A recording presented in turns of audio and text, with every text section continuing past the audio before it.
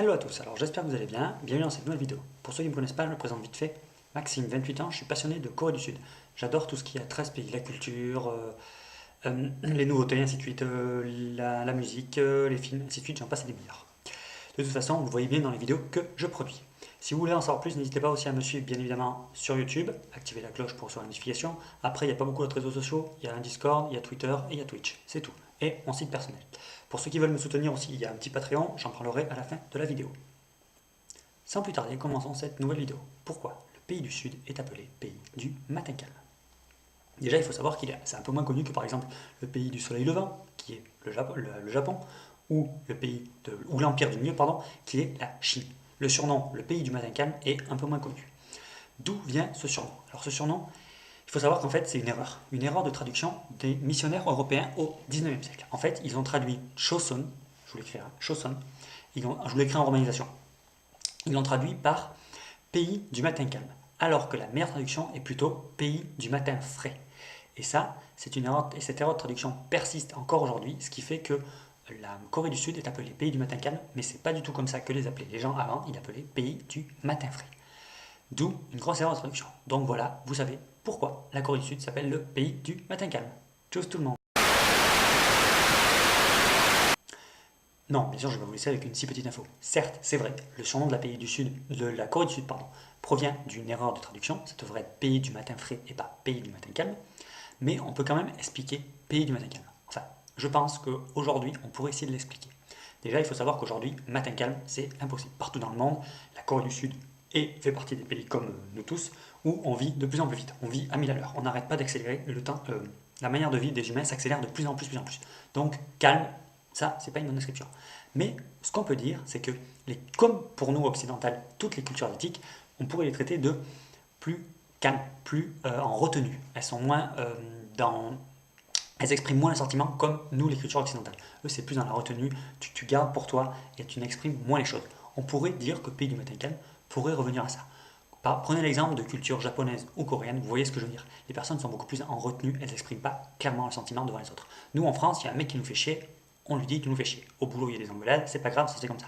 En Corée ou au Japon, ou en Asie en général, c'est pas du tout comme ça qu'on peut le faire. Après ça, c'est bien évidemment une manière d'extrapoler le pays du matin calme qui est totalement objective. C'est subjectif, pardon. C'est totalement moi qui prends ce point de vue-là, qui prend cette manière de faire, qui est décidé de l'expliquer par cette manière. Si vous connaissez d'autres manières, n'hésitez pas bien sûr à le mettre en commentaire. Je me ferai un plaisir de le lire et d'y répondre. Ensuite, on peut venir à pays du matin frais. Alors pays du matin frais, tout de suite, c'est beaucoup plus simple à expliquer parce qu'il s'agit en fait de la météo.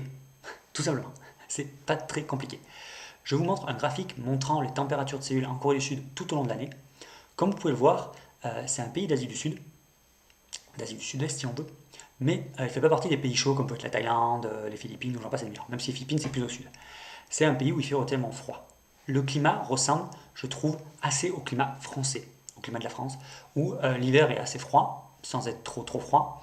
L'été, par contre, est beaucoup plus chaud et beaucoup plus humide qu'en France, et la pluie est beaucoup plus forte durant la saison d'été. Mais sinon, le climat ressemble un peu au climat français, j'ai l'impression. Pour ceux qui souhaitent aller un peu plus loin, pour savoir tout ce qui est le climat de la Corée du Sud, si c'est ensoleillé, si c'est pluvieux, quels sont les meilleurs mois sur lesquels partir, je vous mets un lien juste en dessous vers un site web où c'est super bien expliqué, c'est une page où ça met les températures en fonction des mois, la pluviométrie, l'ensoleillement, et ainsi de suite, et on peut même choisir la ville particulière de Corée du Sud sur laquelle on souhaite partir. Corée du Sud ou autre. C'est vraiment pour beaucoup de pays du monde, ce site, il est vraiment très bien fait.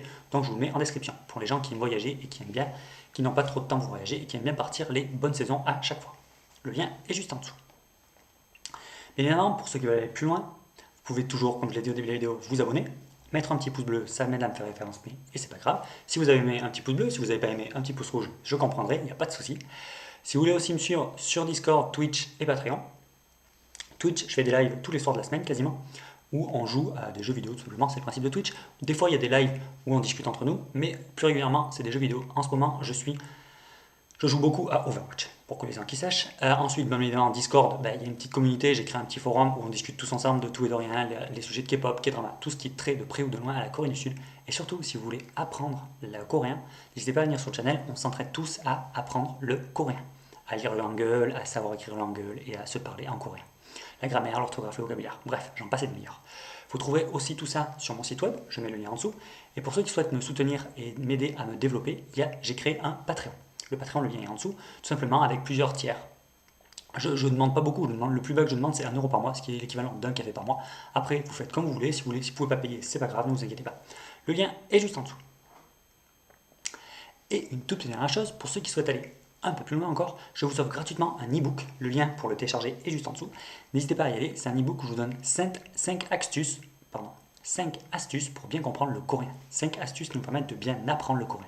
Des méthodes toutes simples qu'on peut mettre en place tous les jours dans notre quotidien qui nous aident à améliorer notre manière d'apprendre le coréen. Avant de partir, on va teaser un peu la prochaine vidéo. La prochaine vidéo sera la semaine prochaine et elle parlera d'un coup de drama coréen. Un drama coréen que je suis en train de regarder en ce moment et qui m'épate vraiment, qui me scotche. C'est un drama coréen qui se trouve sur Netflix. Je vous laisse deviner. Si vous arrivez à le trouver, n'hésitez pas à le mettre en commentaire. De toute façon, je vous en parlerai la semaine prochaine. Je vous mettrai des images et je vous expliquerai de quoi parle ce drama, sans trop vous teaser bien évidemment, sans trop vous spoiler bien évidemment, pour que vous puissiez y avoir envie de le regarder. Sur ce, à la prochaine. Tchuss tout le monde!